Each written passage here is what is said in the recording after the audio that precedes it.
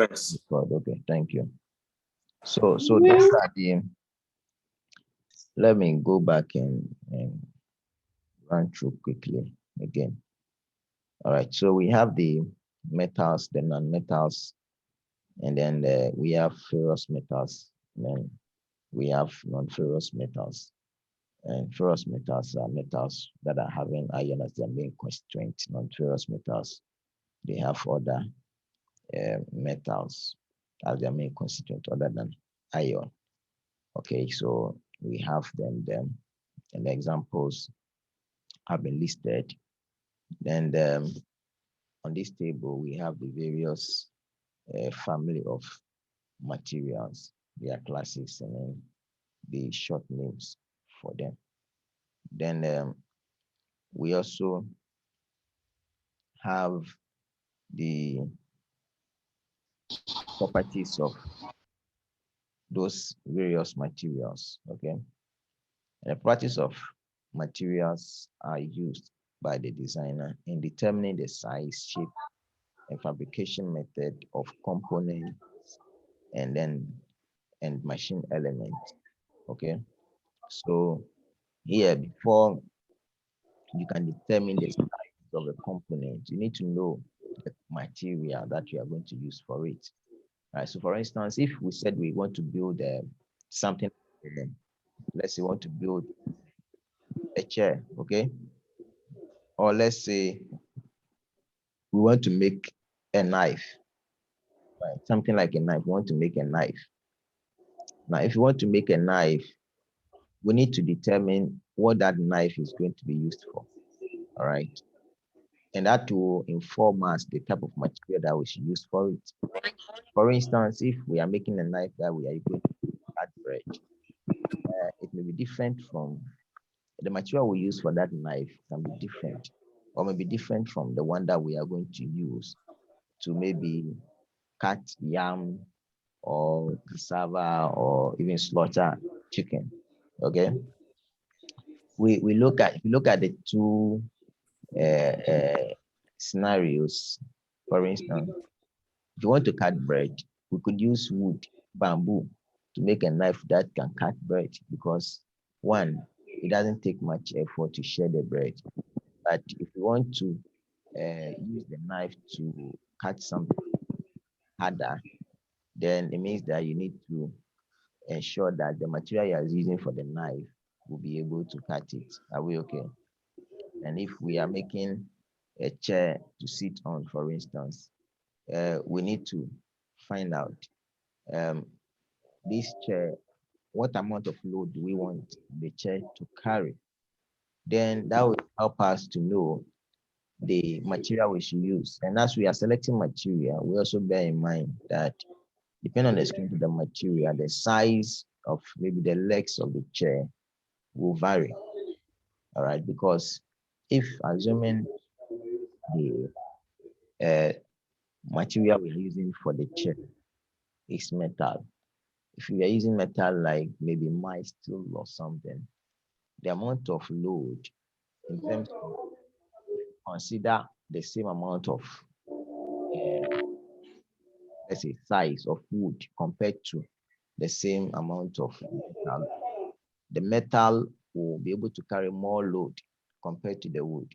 So if you are using metal to make the legs for the chair, then in that case, the size of it may have to be smaller in case you want to carry the same amount of load that the wood for.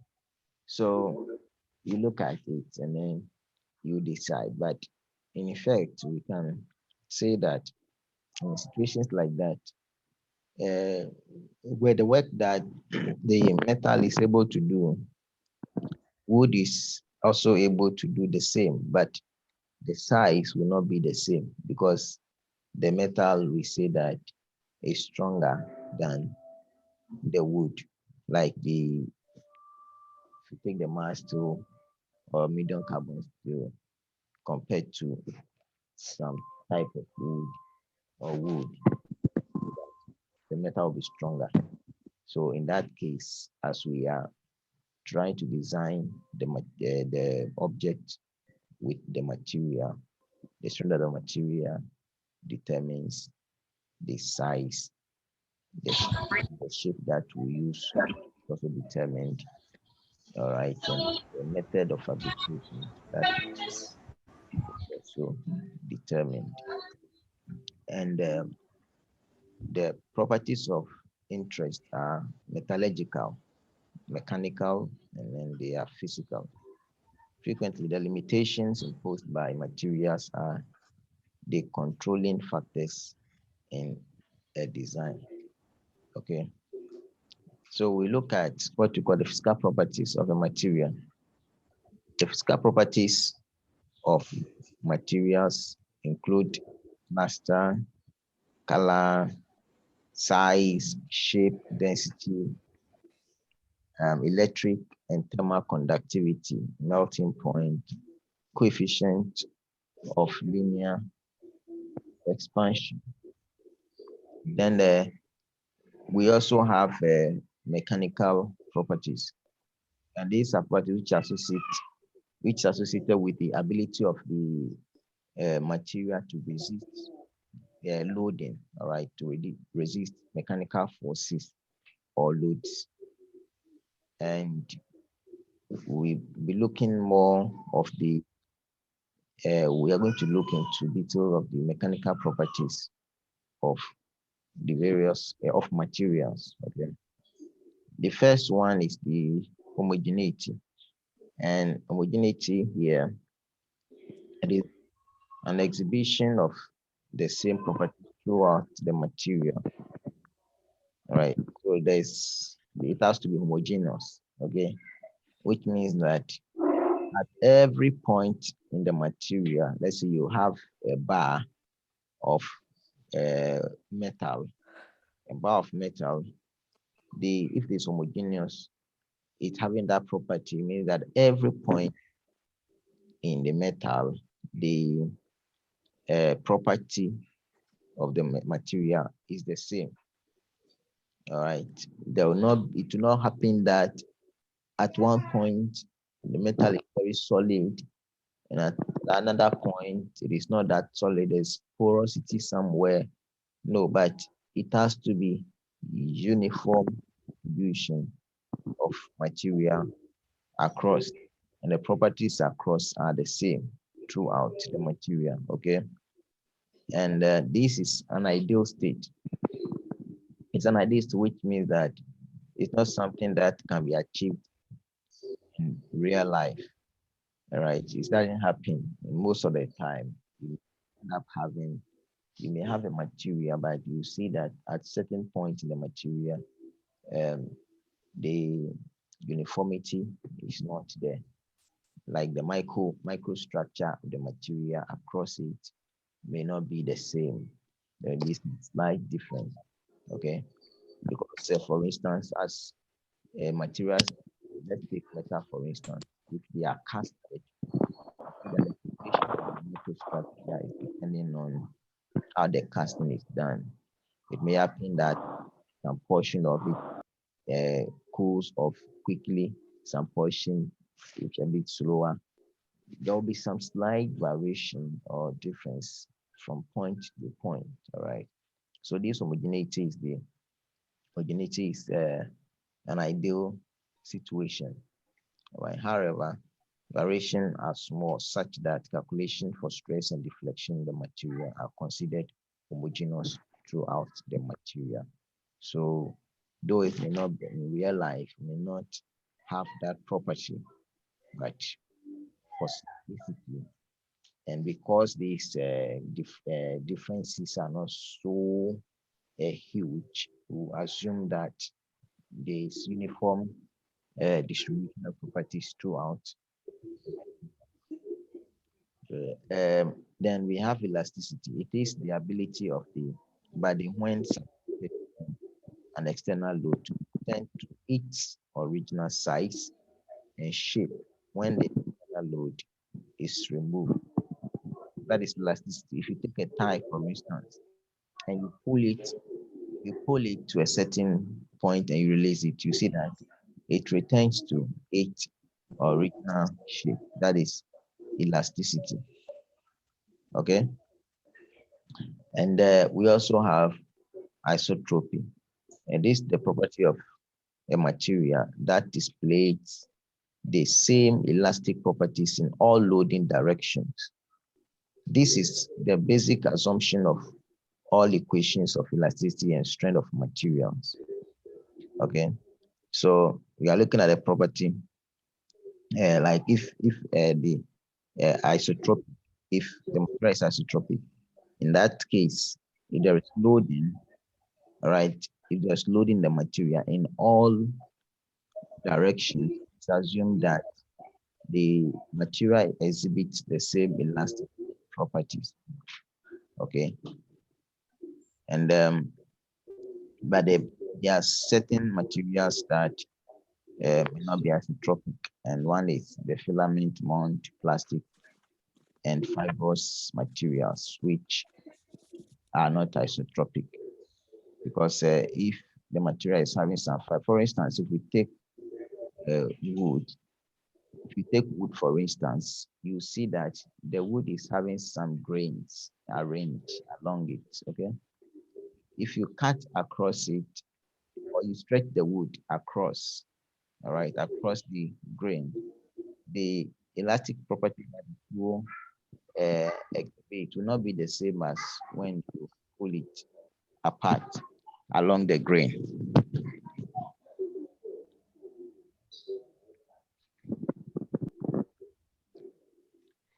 Excuse me, I'm coming.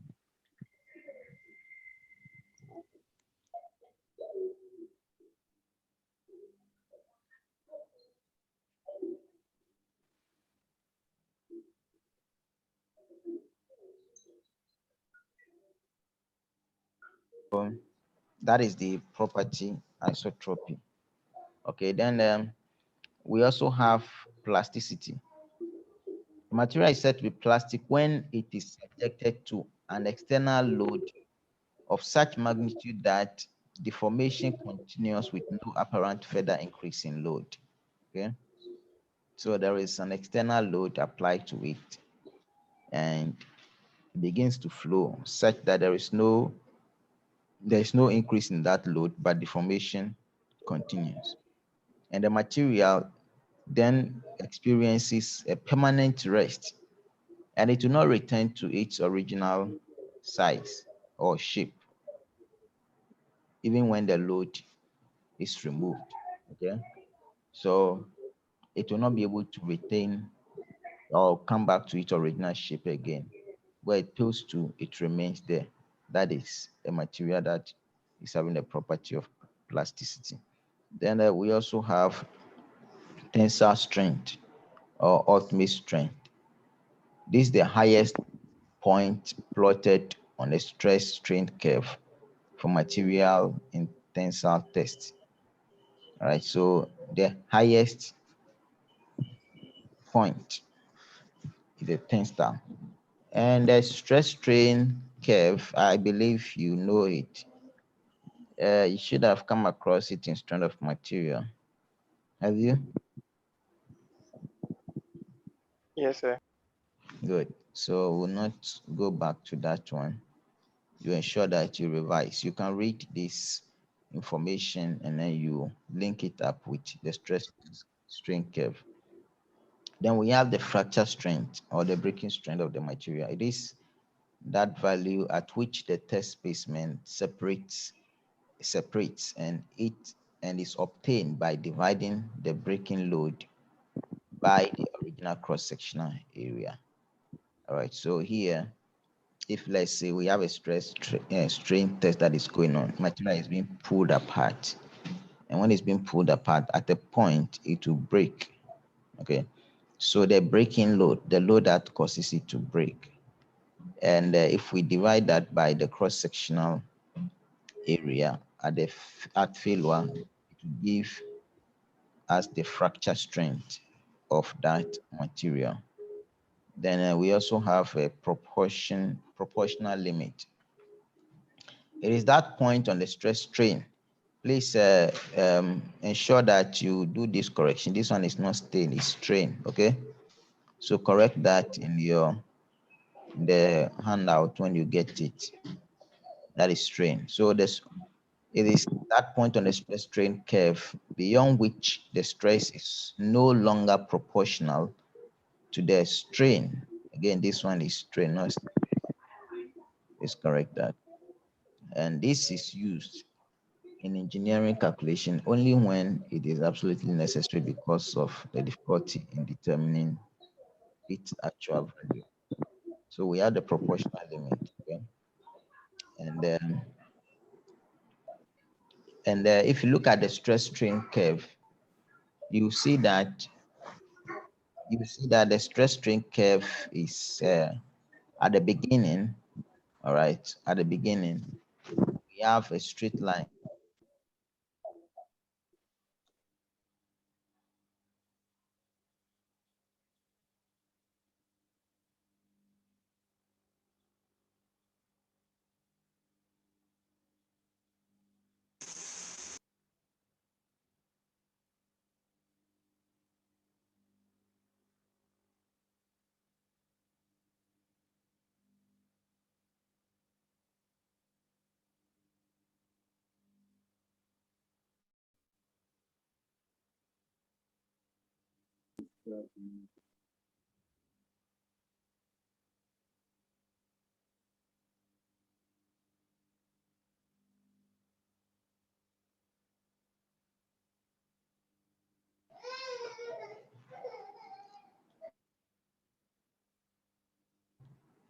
Okay, right, so you will see that from the beginning, as the strain is increasing, stress will also be increasing. All right, so they are proportional. But at a point, that behavior begins to change. So the point where they begin to change, then it has gone beyond uh, that point, that proportional limit, where in that case, at that point, a curve may begin to form. I always say that the stress is no more proportional to the strain, or the strain and the stress are no more proportional. So that is the proportional limit.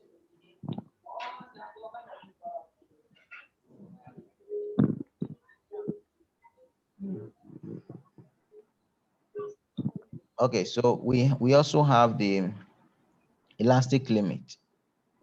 It is that point, on the stress strain curve where the material being tested begin to display a slight deviation on the straight line. Okay. Very often the value is taken to be equal to the proportional limit. Okay, so the elastic limit is where there is slight deviation. So the proportional limit, we have continuous proportion up to a point. Then from that point, we have slight deviation from on the straight line. The material, the relation between the stress and the strain will begin to deviate a little bit on a straight line. That is the elastic limit. That's the elastic limit. And I think let me see if I have some material here. You can see this material. All right. Can you see this one? Yes. So this is the proportional limit. And then we also have the elastic limit of the material. All right. And then we have the upper and the lower yield points on the material. And the ultimate stress, which we have discussed all earlier, the ultimate stress is the highest point on the stress strain curve, which is this point. And at this point, the material fails or fracture occurs. Okay. Now we also have the proof stress. It is that stress which will cause a small but permanent strain of 0.5% or 0.2% of the material, right, to cause a small but permanent strain. in the material, or permanent deformation in the material. Then we also have the yield point, all right, the yield strength or the yield strength. Ideally, for perfectly elastic and perfectly plastic and elastic material, the yield point is that point on the stress strain curve where the test specimen experiences a relatively large increase in deformation with no increase in load. So at the yield point, we have large increase in deformation. Say, Yes. someone asked the question that the angle that you shown in the stress strain graph, what does it mean?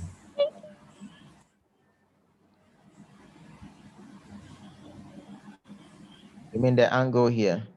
Where is it?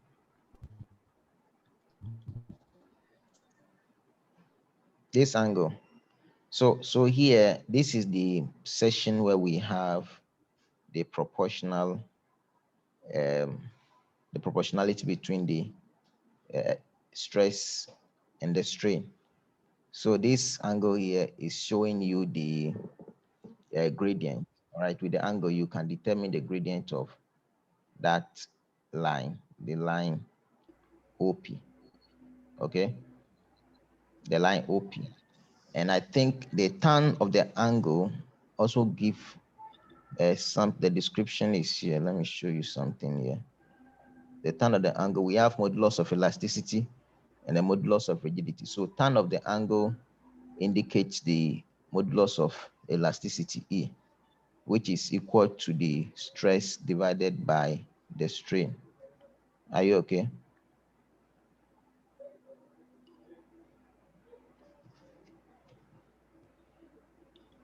Are you okay? Yes, sir. All right. Then we also have the Young's modulus, which is also the same as the modulus of elasticity. And it is the ratio of stress to strain within the proportional limit. Okay. So that is what we have looked at now, the question you asked. So with the angle, you can determine the Young's modulus as well, or you can just find the ratio, okay, the ratio of stress to strain within the proportional limit. And it is a measure of the stiffness in case of tension and compression, and rigidity in case of shear. So where we have shear, we have rigidity, and in tension or compression, we have stiffness. It's a measure of the stiffness of the material. Then we also have the Poisson ratio. It is the absolute value of the ratio of transverse strain to the axial strain when an axial load is being applied to a body. This is also not new. I think you've heard of it in strength of materials, either one or two. And then we also have the direct shear strength. This is the load at the separation divided by the cross-sectional area being shared. That is the direct shear strength. And then we also have the shear yield point. Shear yield point. These values are generally not available. Torsional testing uses the equation sigma s is equal to gr theta divided by L, where the radius of the test specimen theta is the angular deformation over the length L, and which gives a plotted curve for which the shear point is determined using the proof stress method. Okay, so that one, um, you can plot it out and then be able to determine the shear yield point. Then we also have malleability, which is a property of a material that allows a material to deform without fracture in compression. All right, so for a material to deform without fracture in compression, it means that that material is malleable. So if you take a material, you press it, All right, it doesn't fracture, but it's able to compress, it's able to deform. That means that the material is malleable. And it is a high property requirement of materials that are to be rolled or flattened without preheating. For example, gold, aluminum, copper, lead. There are times certain materials you can work on them like that, and it will not have any deformation. I mean, not deformation, do not have any fracture, or it will not break apart. All right, but material, when you compress them and they just rupture or breaks, they are not malleable. And then we also have machinability. It is the property of the material which refers to relative ease with which the material can be cut. Okay, so if the material is very hard or difficult to cut, means that that material is not machinable. You cannot machine it on the lathe machine or the various machine too that we have. It'd be very difficult to machine such a material which is not machinable. Okay. Then we also have the brittleness. These are property of the property of breaking of a material with little permanent distortion. All right. So here, you subject the material to a tensile loading, and all of a sudden the material just snaps back. So it breaks at the point. When you look at it, you don't really see any distortion. Right? It do not show any distortion at the breaking point. So that material, we can say that is brittle. Okay. And then we also have ductility. It is a property of the material that allows the material to be deformed without fracture. It is a property of a material enabling it to be drawn into wire with the application of a tensile force. Okay. We can say that the material is said to be ductile when the ductility is greater than 5%, and brittle when it is less than 5%. So here, if you look at ductility and malleability, they are similar things. In all, you are trying to apply force to shape the object without the object breaking, okay? But for malleability, we are looking at a situation where the material is being compressed, and then ductility is where the material is being stretched, okay? So the material is able to allow that stretching to be deformed without fracture. We say that that material is ductile, okay? Then we have resilience. It is the ability of a material to absorb energy and to resist shock and impact loads. It is measured by the amount of energy absorbed per unit volume within the elastic limit. Okay, so here we call that resilience. So there is a lot of load or force that enters the material, but it's able to absorb that energy. All right. And it's able to absorb that impact load. It doesn't break apart or fail. We say that it's resilient. Then we also have modulus of resilience. It is defined as the ability of the material to absorb energy within the proportional limit. Then we also have modulus of toughness, which is the ability of the material to absorb energy and plastically deform before fracture. So it's able to absorb the energy and deform plastically before it fractures. And it is measured by the amount of energy that a unit volume of the material has absorbed after being stressed up to the point of fracture. Okay, toughness sometimes is usually associated with the ability of the material to withstand impact and shock loads. And then we also have, so we see that this is similar to the resilience of the material. Then we also have hardness. It is the ability of the material to generally resist plastic indentation and providing good resistance to wear and corrosion. It defines that the resistance of the material to penetration by a pointed tool. So that's the hardness. Okay, so here, assuming you scratch, you take a metal and scratch it against the screen of your phone. You have seen, I believe you've seen some hardness tests where people are performing with some test tool with some metallic, try to scratch. And when it's scratched, at the point where it scratch tells you, gives you the hardness of the material. Okay, if scratching is not taking place, it means that the material is hard. Okay, that material is very hard. And if it is hard, it means that it is able to withstand wear. Okay, if it scratch, that scratching of the material is the wearing away of that material. Okay, but so long as scratching is not taking place, then it means that the material has the ability to withstand wear. Okay, and then also corrosion, so it will not wither away, wear away easily. All right, so that is a hardness property of the material. Then we also have the endurance strength, also Yeah, called, so a question. okay.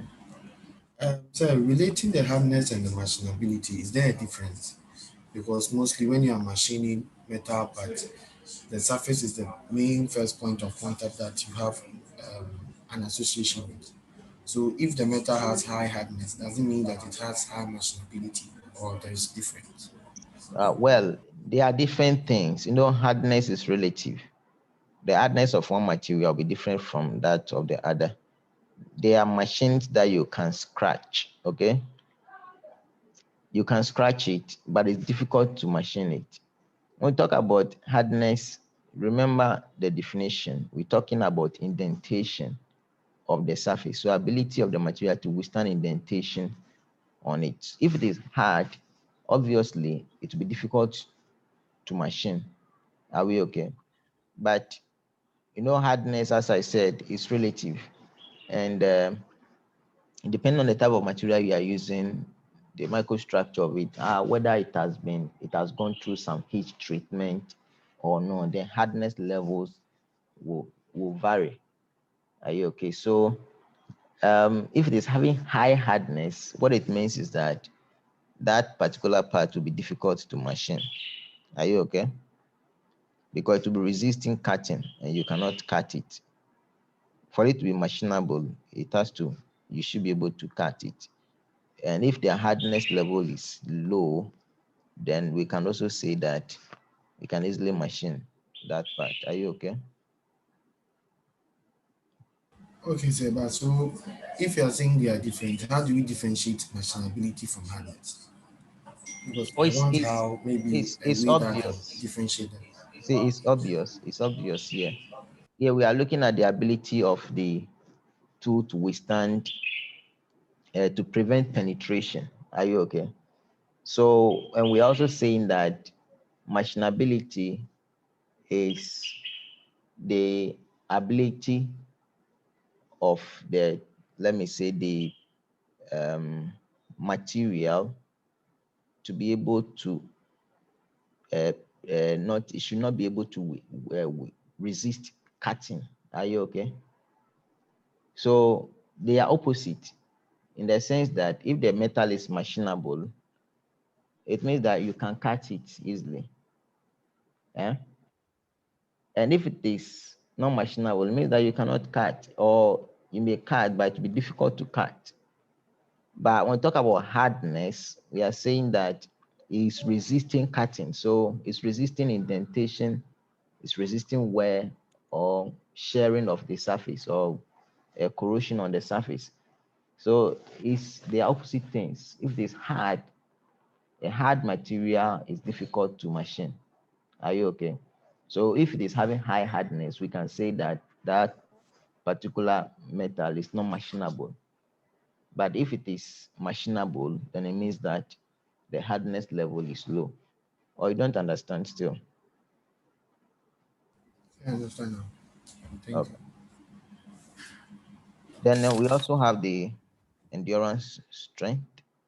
It is the maximum completely reversed stress under which the material will fail after it has experienced stress for a specified number of cycles. All right. Values of fatigue strength are therefore given by the number of cycles to fail. Okay, so um, the fatigue is when the material fails below its yield point stress after being subjected to repeated stresses. So here there is repeated stresses or cyclic loading of the material. Okay, so number of times that you can stress and unstress the material until it fails will tell you the fatigue strength or the endurance strength of that material. Are you okay? Then we also have the So question. all right. So please, why is cast iron being used for making machine components that are being subjected to high loads? Because we describe cast iron as being a brittle material, which means it is easy to break when it is being subjected to a permanent distortion. So I don't understand why most of the time it is being used for making machine components which are Uh, being subjected wait, to high loads. you need to be able to. What is the brittleness? What is brittleness? The Brittleness. property of Mhm. material to break with a little permanent distortion. Yes. So he said with little distortion, but I didn't say with little load. Do you understand? Distortion is Yes. different from load. So it doesn't mean that the material cannot carry high load. It can carry high load, but if it is going to fail, you will not see any distortion in it. Okay. Okay. For instance, if you take something like aluminum or mild steel, under the tensile test, when we are pulling it apart, what will happen is this. I think I have some diagram in this material here. Sorry, this material. Okay.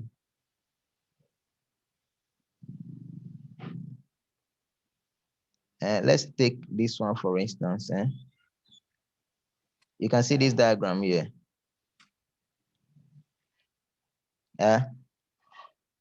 Yes. Yes, sir. Yeah. So under the stress strain, uh,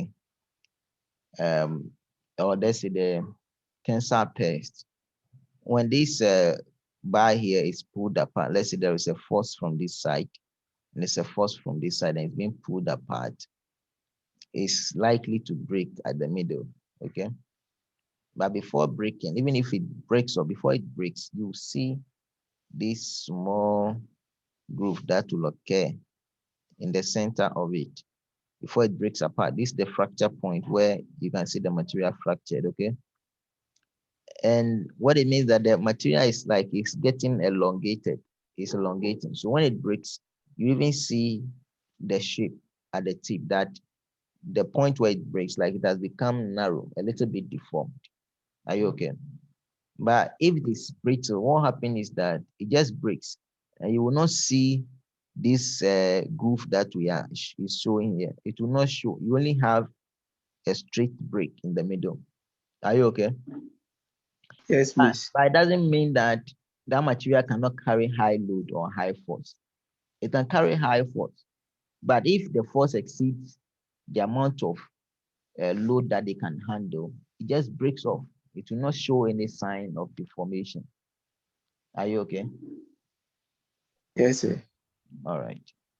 So that one you are talking about, you can use them for that. But in case maybe a late machine is going to fail or those high tools are going to, you see that they'll just break off. If you have been to the machine shop before, you see that I don't know if you have worked with a lathe machine before. Have you done workshop practice or something like that?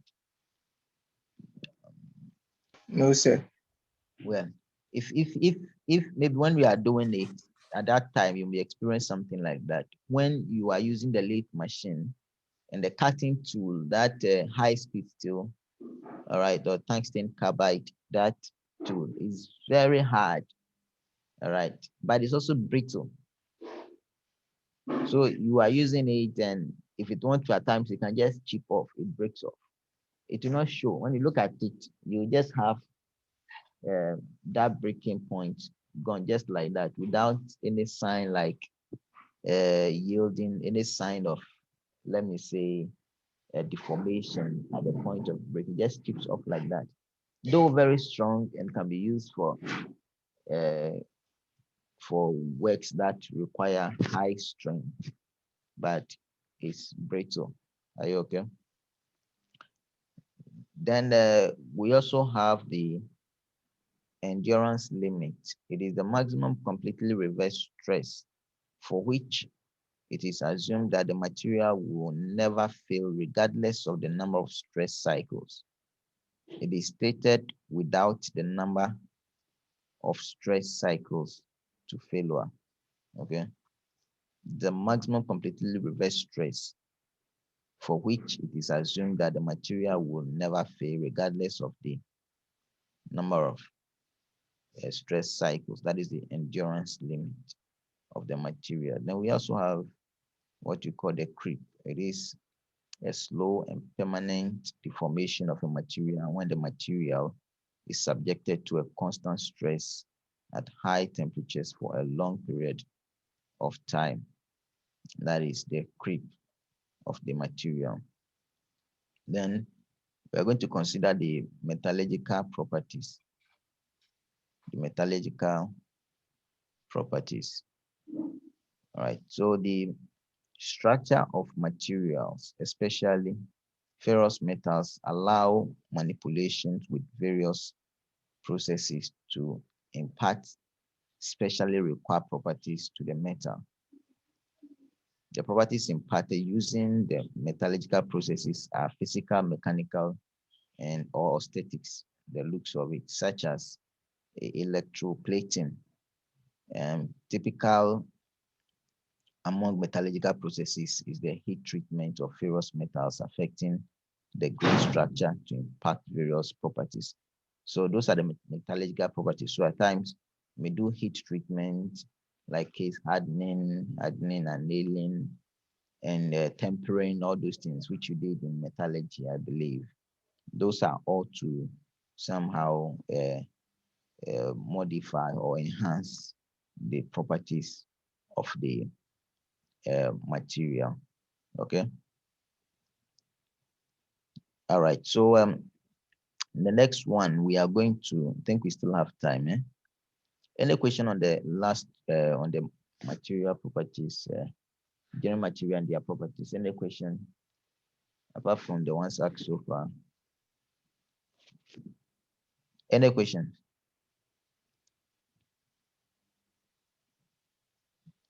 All right, you're okay. Then let's proceed to the next stage. So we are looking at fabrication methods. Fabrication methods.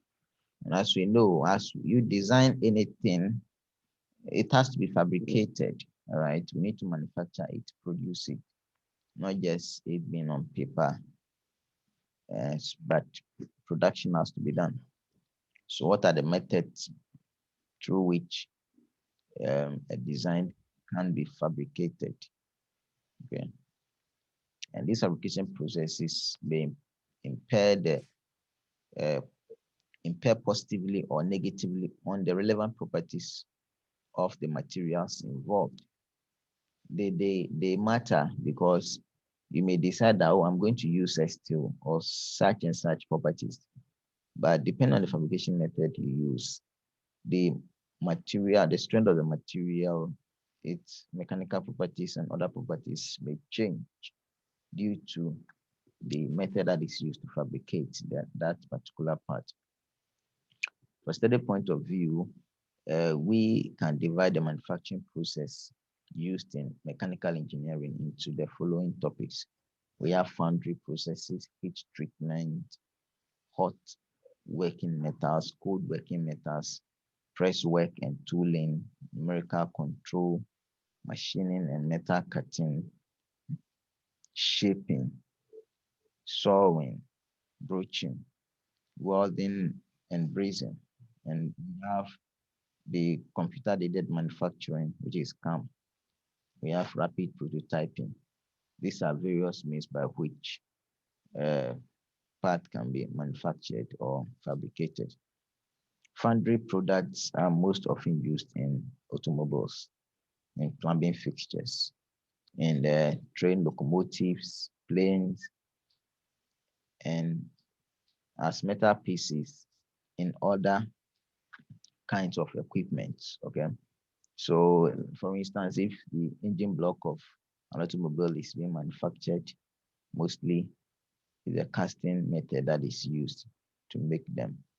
And there are many heavy duty complex parts that could only be done through casting.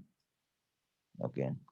And the foundry processes consist of cast making. We have the metal melting, metal casting, cleaning the casting, and reclaiming the sand for reuse. And usually, when casting has been done, um, it's done such that will not have the finished product, but has to be polished and some machining have to be done so that we can have the product to specification because casting will be cast, but you may not be able to have the proper tolerance with casting.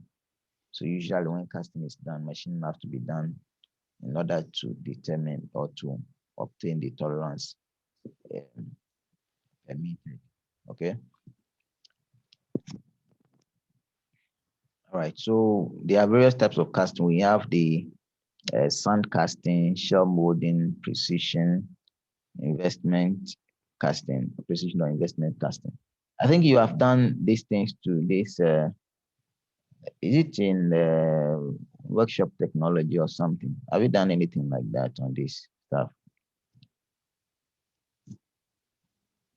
Mm-hmm. Yes, sir. Okay, so this one too. Yeah, but we did only sandcast. You did only sand casting. All, not all of them. We did only few. Not all. That we did die casting, then sand casting. Oh, okay. So there, yeah, these are the various. So sand casting, yeah, you know it already.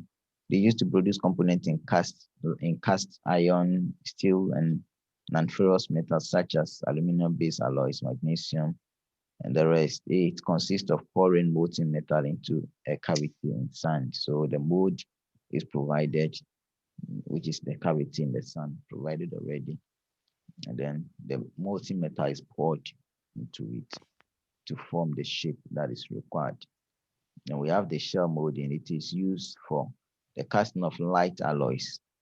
It has the advantage of permitting the production of components having greater dimensional accuracy and better surface finish than in sand casting.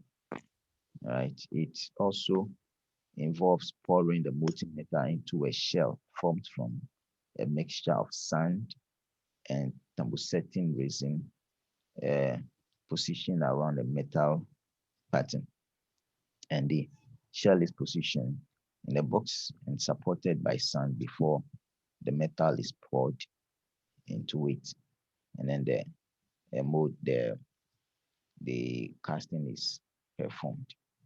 Then we have the investment casting or the precision casting. And this casting is also known as the lost wax or hot investment casting since the pattern is in this case is made up of wax, plastic, or frozen mercury. This method is used for metals which were not amenable to fabrication by other casting method. It permits the production of a somewhat more complex casting to a high degree of accuracy. The method for precision casting can be described as follows. We have the wax. The wax is used to make the mold from the wax, and refractory slurry is used to coat the wax. the wax pattern to form the skin. This skin is dried and the wax pattern is coated with successive layers of slurry until a robust thickness is achieved. Right, the wax pattern is placed in an oven and the wax is melted away. So when the wax is melted away now, the mold that's formed can be filled with the molten metal. So the area where the wax is melted away, and now the mold has become firm and strong. Okay, and wax pattern itself can be made using a stereo lithography or similar. Right, we can have different uh, wax that can be used because it can melt easily and you can form various shapes with it. All right, and you can fabricate it using a computer solid model master. So here they can fabricate, and now you can use either CNC to shape the wax, or you can also use this 3D printing. People can print them, okay? And you can have different shapes that you want, which could be difficult to do by hand. And when you use computer, those things to do it, you can do it to precision to this actual shape and size that you want. Then you use for making the mold. All right. Then it said intricate forms with undercuts can be cast. That can be done. And the practice of this method are a very smooth surface is obtained without a parting line. So you can have a very smooth surface without a parting line. For instance, if you are using the sand casting, you will realize that when the mold is being made, maybe they have the pattern, which has been maybe some caved object or something like that. And then to form the mold using that sand, which they will have the bottom part of the mold box and the top part. So the bottom part, you have to put the object inside, okay, the sand, and then you add the top one to it. Then after that, when you finish everything, you have to lift, separate them to remove uh, the the what do you call the pattern from it.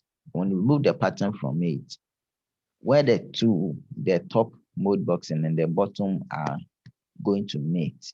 Usually, when you pour the molten metal into when the casting is formed, you see that line inside, that pattern line between. So it will appear on the object that comes out, and you have to machine that off. But if you use this method, the investment casting method, you end up with nothing like that. Okay, you have it perfect. The surface will be as you expect.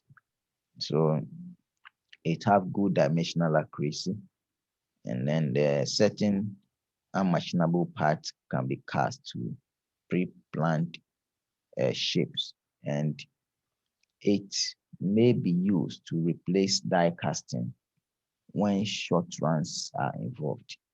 And then the type of material that can be uh, cast are aluminum alloys, bronze, tool steel, stainless steel, and then some precious metals. Now we have the die casting here too, and yeah, so this one they are just things that you are familiar with. So you ensure that you read well, and if you have any issues with them, you raise them up. We also have the centrifugal casting. It also uses the permanent mold. The molten metal is introduced while the mold itself rotates. All right. So the mold will be rotating, the molten metal is introduced into it. So the mold rotating uh, itself about its vertical axis or horizontal axis. The sprinkler force causes the molten metal to force against the surfaces of the mold, thus providing a dense structure. So you have your structure to be very dense. There will not be porosity in your casting, okay? And the speed of rotation depends upon the size of the component being cast. It is employed to produce in quantity such items as pipes, cylindrical liners, brakes, drums, and similar parts like those ones. It produces components which are hollow and radially symmetrical. Then the powder metallurgy too is there. Okay, and this type consists of producing fine metallic powders, which are mixed together, pressed into the shape required under high pressure. So the powder metal is pressed to form whichever part that is being made. And after that, it is sintered by heating to a temperature less than the temperature of the major constituent of the mixture. All right, so here, when it's pressed together, they heat it up to a high temperature so that the structure of the mold will be able to merge with them. The molecules can fuse together correctly, okay? And one disadvantage is that its mechanical properties are usually inferior to those of conventional parts produced by wrought or cast iron. It is used for producing items or refractory materials and iron-based alloys or bronze. Yeah, but you see that at the end, when the material is made of powder metal, the material mechanical properties can be very low. So depending on the application, you may decide to go with powder metallurgy. Try to use powder metals to produce the parts. And then we also have other casting methods that are there: injection molding, rotor molding, and plaster or anti casting. These are all there that you can look at. Then we have heat treatments, okay? Heat treatments, and the heat treatment here, the main aim is to try to help modify the properties of the material, all right? So the heat treating is the method of controlled heating and cooling of the metal in the solid state to change the physical and mechanical properties of the object. Heat treatment can alter the strength. It can improve machining, improve formability of the material. It can refine the grain size, and restore ductility after cold working operations. Okay. Steels are particularly suitable for heat treatment because they respond well to temperature. The commercial use of steel exceeds that of many other materials, and we have many applications of steel. Okay, we see them almost everywhere. Softening, we also have softening. Softening is used to reduce strength or hardness, to remove residual stresses and improve toughness, restore ductility, refine grain size, and change electromagnetic properties.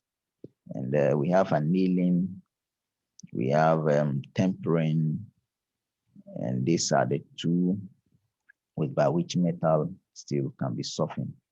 Okay, so this softening here, usually when the metal is cold worked, when you cold work a metal, let's say one want to flatten a steel and you hammer it, you can hammer it when it's cold to flatten it. But there are some residual stresses that are built up in it. There may be some minor microscopic cracks that may develop within it. And when it's used like that, it will end up failing. Okay, and to reduce the residual stress that are built up in it, we can use softening method, this heat treatment method, okay, which is will help to remove that residual stress that have been built up in it. It will improve the toughness of the material, heat ductility, and also the grains which have been distorted within the material will be refined appropriately. Then we have annealing. It consists of heating the steel to a temperature at or near the critical point, holding there for proper time, and then allowing it to cool slowly in the furnace itself. Normalizing is the phosphoridizing, then spheroidizing, sorry, and then we also have hardening. I think these heat treatments, you did them in metallurgy, and you should have come across these various heat treatments in metallurgy. Do you remember that?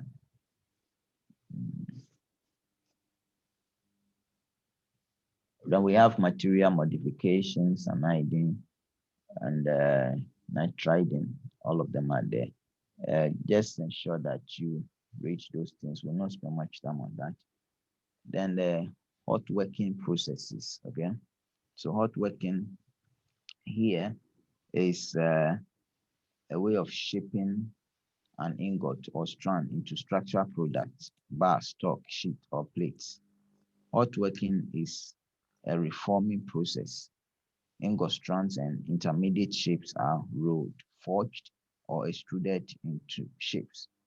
Like forging is a type of hot working, hot forging, where a metal is put into fire. If they want to form some shape, it's put into fire till it becomes red hot, then it's hammered to form the shape that is required. By hot working process, the metals are given the desired shape um, by subjecting them to pressure or forces, which causes them to undergo plastic deformation at a temperature above the crystallization range. Okay, that is a temperature sufficiently high not to create strain hardening. And this process is also used to give suitable surface finish for commercial purposes. And we have the advantages of the hot working of the metals or materials. It enables the shape of the material to be deformed without fracture or rupture occurring at a temperature above crystallization temperature.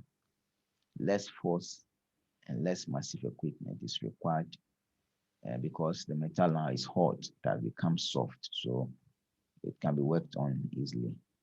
Then it greatly improves and refines the grain structure of the material.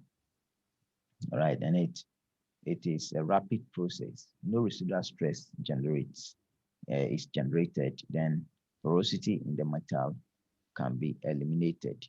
All right, so in case the metal has been done through casting and we hot forged it, when this work is done, what happens is that it's going to compact it. Those porous things that are inside, when the force is being applied, pressure is being applied, it will force out any bubbles in, and then your metal will become very compact. And the residual stresses are also released due to the heat that are used. Then the disadvantages, it requires expensive tools. It produces poor surface finish. And due to poor surface finish, close tolerance cannot be maintained by this type of work manufacturing process. Okay. So we have the types of hot working process as hot rolling, hot forging, hot drawing. We have hot extrusion, hot spinning, and hot piercing. They are all type of it. And then we also have rolling. Rolling. Molded ingots or continuous strands are rolled into intermediate shapes, brooms, billets, and slabs. Intermediate slabs are rolled further into plates, sheets, bar stocks, structural shapes, strips, expanded metal grates, etc. And we have this diagram here showing the process of rolling. So we have the rollers, the top one. This is the top one. Then we have the down one here. All right. So they are rolling. This and that are rolling, and the material is fed from the left side. Okay. So as it passes through this small gap between the two rows, is pressed. Okay, and it becomes deformed, and this it has some plastic deformation. It is not able to retain its structure again. By the time it comes through these rollers, the shape or the thickness of it is reduced and it becomes wider. And you see the original grains of the material, which are coarse. This coarse grains becomes elongated ones, as we have here, and compact. Okay, so that is rolling. Then we also have forging, which is defined as the controlled plastic deformation or working of metals into predetermined shapes or size at elevated temperature by pressure or impact blows, or a combination of both. Forging is generally applied for those components which require high strength or resistance to shock or vibration. Such components are forged. Okay. Then we have different types of forging: the hand forging, power hammer forging. We have the drop forging. We have the upset forging, roll forging, press forging. These are the various types of that forging that we have. Okay, so this here we have the horizontal impact forging machine, which is used to forge. So here we have the component that is to be forged is placed between these are the die, between this and that, these are the die. So there is an impact from this side, which impacts between the two. So what happens is that the piston, right here we have some air that will enter, which will push this piston. So what will happen is that we will have the material will be between inside here. So the shape of this die, this material will take when it is pressed in between the two ends here. Okay. And the material is formed. All right, so that is the horizontal one. Example of forging. We have extrusion as well. This process is used to form uniform cross-sectional shapes. The basic principle is similar to the principle of squeezing toothpaste from the tube. So as you squeeze the toothpaste from the tube, it's similar. That is extrusion. And generally, in this process, a heated slug of metal is pushed through an orifice into the die, thus forming an elongated uniform cross-sectional part. Okay, that is the extrusion method. Okay, so this is something that we have. Example is what we are having here. So we have the ram. This is the material inside, and the die is over here. So this ram will push the material against the die. So the die is having that small orifice in the center of it. So the material will come out of that orifice, having the shape of the die. All right, then we have the cold working. It is carried out at a temperature below the recrystallization temperature, and consequently a refinement of the grain structure does not take place. Okay, it causes distortion of the grain and induces residual stresses and strain hardening. Okay, so that is one aspect of code working of materials. It causes the material to change its mechanical properties to some extent, leading to increased tensile strength and hardness, but a reduction in ductility. It has better surface finish and greater dimensional control than hot work ones. Then we also have code working, code rolling. Okay, code rolling. So similar to the rolling we saw earlier. In this case, the metal is code. He said the metal strip pass through two rolls that have only a narrow gap between them. The hardness, the other material properties of the finished product depends on the amount of strain that is induced among them. So to depend on the force from these two rollers pressing against the material. Then we also have the drawing process. Okay, and so here we have the die again. Then we also have a holder which holds the die together. There is a punch that will punch this metal plate into the die to take the shape of the die that is drawing. So a blank sheet of metal is restrained at the edges and the middle section is forced by a punch into a die to stretch the metal into a cup shape drawn part. And shallow drawing is the process. So the other one is blank drawing. This shallow drawing is the process where the depth of the draw is less than the smallest dimension of the opening.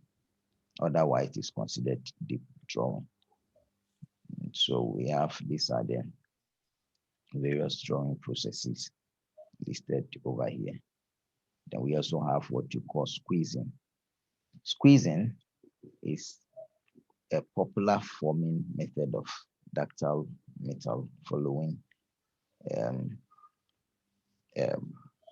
these are the following squeezing methods that we have. Okay, so we have something like coining, sizing, riveting, staking, cold forking.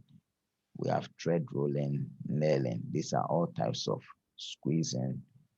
Okay, like nailing, where you want to form a nail on the handle of, let's say, a device. You can do nailing on the lathe machine. Okay, we use some special tool. All right, you can do thread rolling. Yeah, where sometimes you could have a thread on the part, maybe a bolt through rolling. There are two threaded rollers which will be rolling against the metal bar to form the thread on it. Okay, the others are there. Bending is also a type of forming, and the most common bending methods are the angle bending, roll forming, plate bending, scaling, and sharing is there. We have different types of it, and then hot pinning. Yeah. So here we are just scanning through. If you have any questions, please, we beg. You can ask. You can also read. This small reading, so you read mostly. We also have hobbing, pressing. So these are all the different fabrication processes that we have. All right, this is a type of pressing. So here, like there's an hydraulic press, and you have the metal or the object that you want to form under the press. So there'll be some hydraulic ram that will press the object and force it to form the shape that you want to have. All right, there are various types of pressing that are there. Okay, and the hydraulic press, similar to what we have earlier. All right, then what? Yeah, these are all different types of presses. Okay. So you have to read, read, and read. Welding is another type of fabrication, and that one, I believe you also have fair knowledge that will not spend time on these aspects as well. Okay. What else? Okay. Riveting, seaming, all these aspects. Brazing, these are all different types of forming processes or fabrication processes or types. Next thing we are looking at is numerical control. Okay.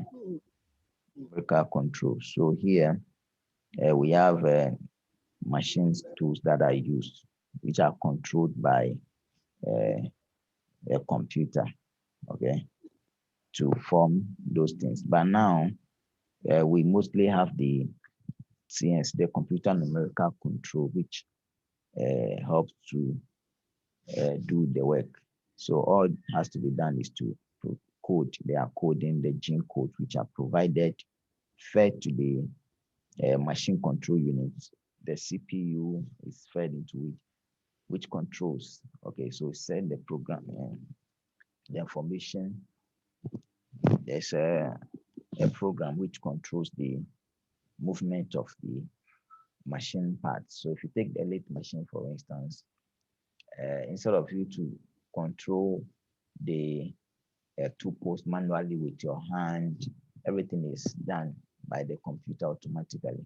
So there are several motors that does the work. So if you want maybe the two posts to move an inch, it will do that by responding to the command from the program which you have put fed into the system. Okay. So there are these machines, different types of machines are there. But you will do more. This one, you will not spend time on this one because you are going to look at it when you do manufacturing technology. You look at all these things and then the various type of machine tools. I believe you have done some of them in the workshop technology. You still have them in workshop practice where you go to the workshop and have some hands-on work on these machines. But also in manufacturing technology, you look into details into CNC machining, the lathe machine, the milling machine, the shaping machine, the various type of machine tools that we have. You will have access to all of them. I believe you have an idea from workshop technology of all these things. Drilling is there. You also look at that. So all these things, we will not spend time on them. These machine tools, we will not spend time on them. Okay. And then I think that will end for this session. So God willing, we'll continue from this session next meeting. We'll look at codes and standards. We'll also rush through that one. Then we'll get to a session where we'll start doing some design calculations. All right. Thank you very much for your time. Thank you for coming. God bless you. If you have any question, please don't hesitate to ask. Just ensure Thank that. you, sir. Sir, today there are 170 slides. Yeah, several. We just rushed to this one, just reading. So you just ensure that you go through them. If you have any question, you may ask. Okay. And God will. Okay, sir. Yeah, I'm glad. And that from our next meeting. Thank you for coming. Do have a nice day. God bless you. Bye. Hey, I'm crashing me.